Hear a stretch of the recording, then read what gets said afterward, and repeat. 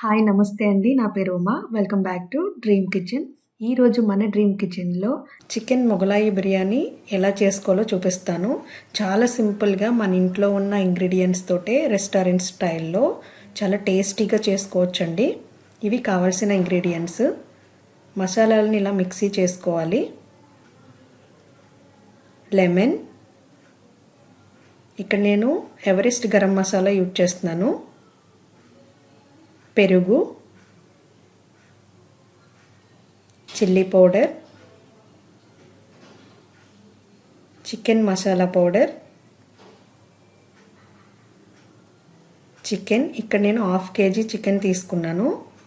అలాగే ఆనియన్స్, చిల్లీస్ని ఇలా స్లైసెస్ కింద కట్ చేసి పెట్టుకోవాలి. ఎగ్స్, బిర్యానీలో వేసే మసాలా దినుసులు, బాస్మతి రైస్ని మనం ఒక 1/2 అవర్ నానబెట్టి పక్కన పెట్టుకోవాలి.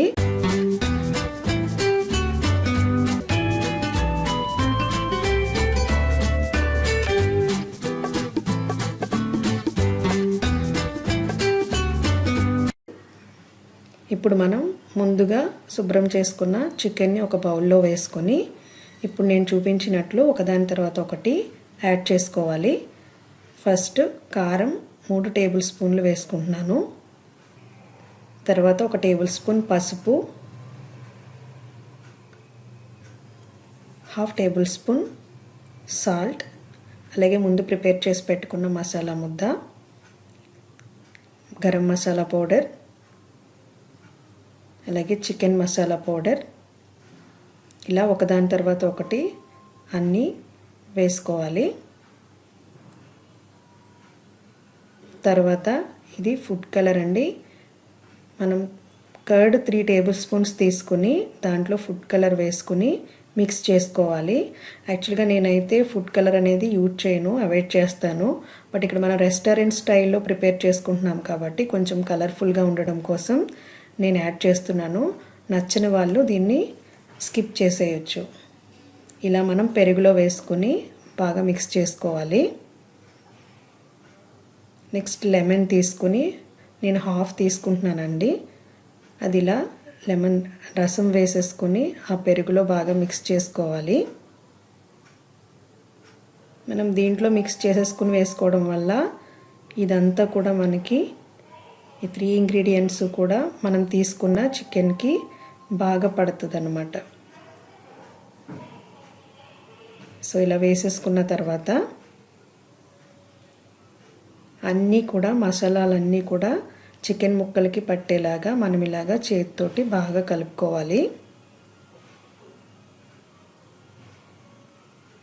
సో బాగా స్పైసీ తినాలనుకునే వాళ్ళు ఇక్కడ కొంచెం కారం ఎక్కువ వేసుకోవచ్చు. అలాగే మనం ఈ ప్రాసెస్ చేసేటప్పుడు ఈ బిర్యానీ ప్రాసెస్లో 3 times వరకు మనం మసాలా పౌడర్లు, కారం అవి యాడ్ చేస్తూ ఉంటాం కాబట్టి ఇక్కడ కొంచెం తక్కువ వేసుకున్నా పర్వాలేదు. సో దీనిలా మ్యాగ్నేట్ చేసుకుని పక్కన పెట్టేసుకుని నేను ఇక్కడ రైస్ కుక్కర్లో నేను రైస్ ప్రిపేర్ చేసుకుంటున్నాను. ఫస్ట్ ఇలా ఆయిల్ వేసుకోవాలి. ఆయిల్ హీట్ ఎక్కిన తర్వాత ముందుగా ఆనియన్స్ అలాగే చిల్లీస్ మనం నిలువుగా కట్ చేసి పెట్టుకున్నాం కదా, అవి యాడ్ చేసేసుకుని కొంచెం పచ్చివాసన పోయే వరకు ఫ్రై చేసుకోవాలి.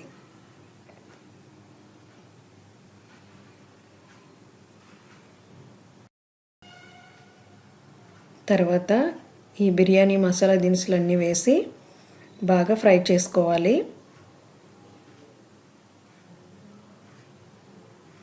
ఇలా మనకి ఆనియన్స్, పచ్చిమిరపకాయలు అలాగే మసాలా దినుసులు కూడా ఫ్రై అయిన తర్వాత నేను ఇక్కడ మీకు ఇంగ్రీడియంట్స్లో జీడిపప్పు చెప్పడం మర్చిపోయానండి.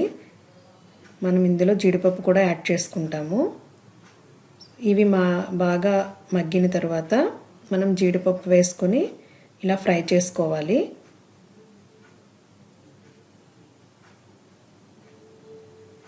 తర్వాత మనం ముందుగా ప్రిపేర్ చేసి పెట్టుకున్న మసాలా ముద్దను కూడా వేసేసుకొని 2 టేబుల్ స్పూన్ వరకు తీసుకున్నాను నేను. మనం ఈ మసాలాలు అవి కూడా మన టేస్ట్ ప్రకారం వేసుకోవచ్చండి.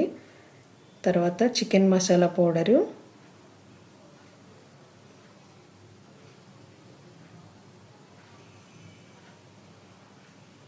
వేసుకొని బాగా మిక్స్ చేసుకోవాలి. ఈ మసాలాలన్నీ ఆనియన్స్కి అన్నిటికీ పట్టేలాగా ఒకసారి ఇలా కలుపుకోండి.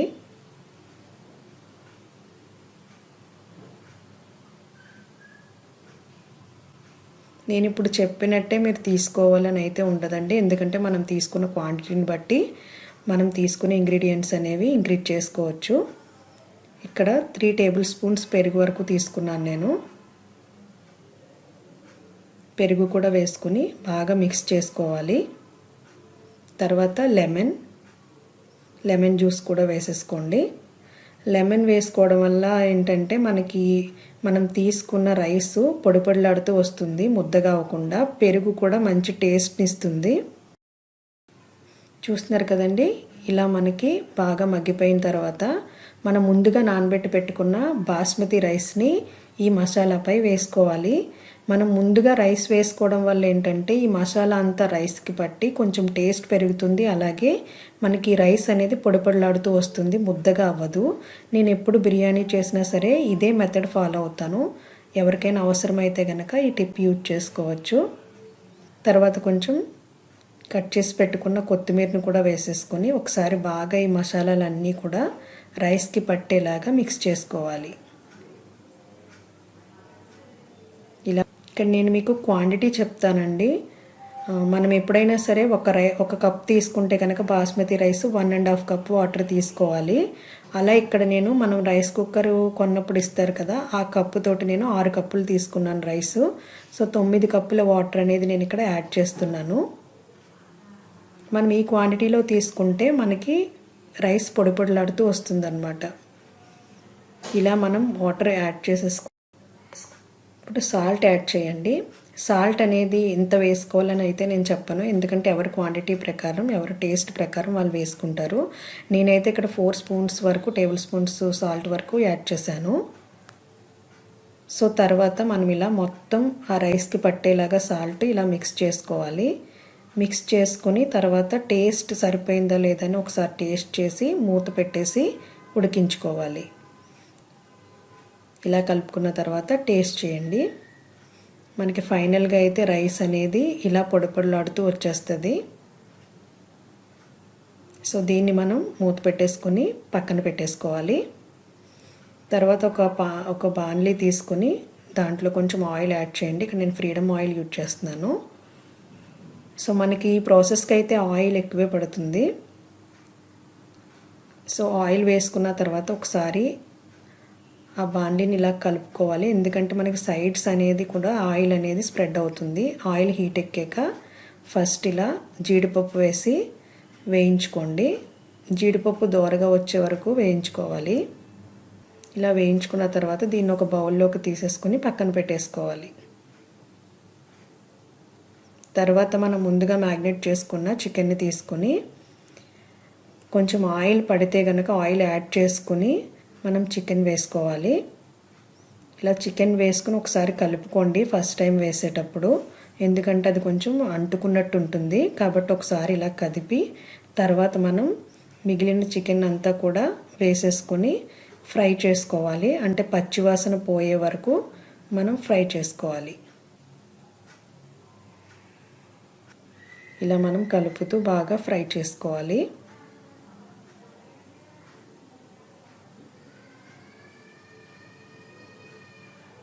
కావాలంటే మీరు మ్యాగ్నేట్ చేసుకునేటప్పుడు కొంచెం ఆయిల్ కూడా యాడ్ చేసుకోవచ్చండి. మనం పెరుగు వేయడం వల్ల కొంచెం చికెన్ కూడా మనకి స్మూత్గా అవుతుంది. తర్వాత చికెన్ మసాలా పౌడరు, అలాగే చిల్లీ పౌడరు, అంటే మనకి కొంచెం కారం సరిపోలేదనుకుంటే స్పైసీ కోసం మనం యాడ్ చేసుకోవచ్చు. అలాగే సాల్ట్ కూడా యాడ్ చేసుకొని ఒకసారి మళ్ళీ బాగా మిక్స్ చేసుకోండి. ఇలా మనకి ఆయిల్ అనేది పైకి వచ్చిన తర్వాత కొంచెం వాటర్ కూడా యాడ్ చేసుకొని బాగా కలుపుకోవాలి. ఇది ఈ విధంగా మనకి దగ్గరగా వచ్చేస్తుంది. ఇలా బాగా ఫ్రై అయిపోయిన తర్వాత మనం దీన్ని ఒక బౌల్లోకి తీసేసుకొని పక్కన పెట్టేసుకోవాలి. కొంచెం ఆయిల్ వేసుకొని ఎగ్స్ని ఫ్రై చేసుకోవాలి. ఇలా పగలగొట్టేసుకొని ఎగ్ వేసుకొని, నేను ఇక్కడ 5 ఎగ్స్ వరకు తీసుకున్నానండి. ఎగ్స్ వేసుకున్న తర్వాత దాన్ని కదపకుండా అలానే వదిలేయండి. పైన కొంచెం కారం, సాల్ట్, అలాగే పసుపు, garam masala powder, chicken masala powder, masala ముద్ద వేసుకొని పైన స్లోగా మనం ఇలా మిక్స్ చేసుకోవాలి. ఎందుకంటే మరి అడుగు నుంచి కదిపామంటే అది మరి చిన్నగా అయిపోయి స్మాష్ అయిపోతాయి. అలా అయితే మనకి బిర్యానీకి సూట్ అవ్వదండి.